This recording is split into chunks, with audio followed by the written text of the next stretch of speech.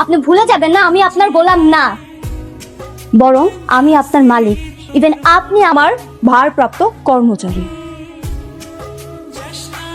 এটা কি হলো?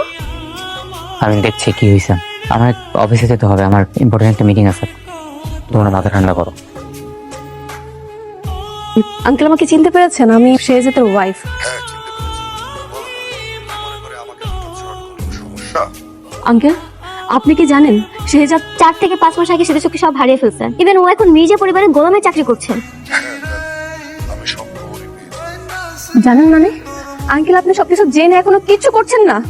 কে বলেছে আমি কিছু করছি না? শোনো, আমার লোকেরা সবসময় ছায়া কথা সেই তাদের সাথে লেগে আছে, যাতে ওর কোনো ক্ষতি না করতে পারে। ওরা সেই খেয়াল রাখছে। আঙ্কেল এই ব্যাপার কতদিন বলেন?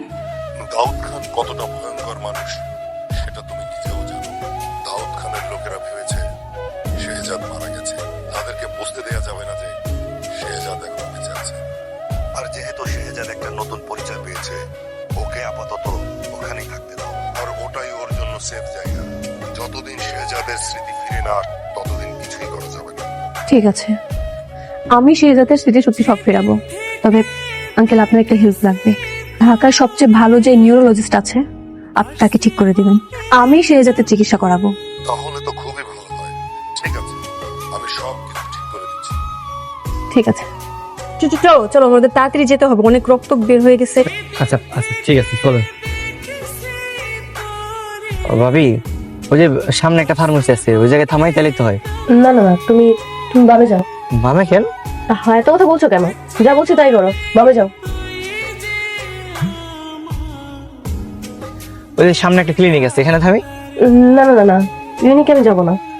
তুমি তুমি ডানে যাও। কি শুরু করছেন ভাবি আপনি? হ্যাঁ, একবার ডানে যাও একবার বামে যাও, আমার কি খায় দেয় কাজ কাম নাই? আমার বাসায় অনেক কাজ আছে ভাবি, এমনি আমি ঘুরতে পারবো না আপনার ভাবি।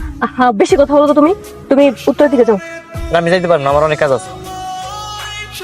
কি বললা?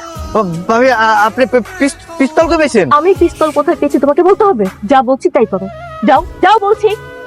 যাইতেছি।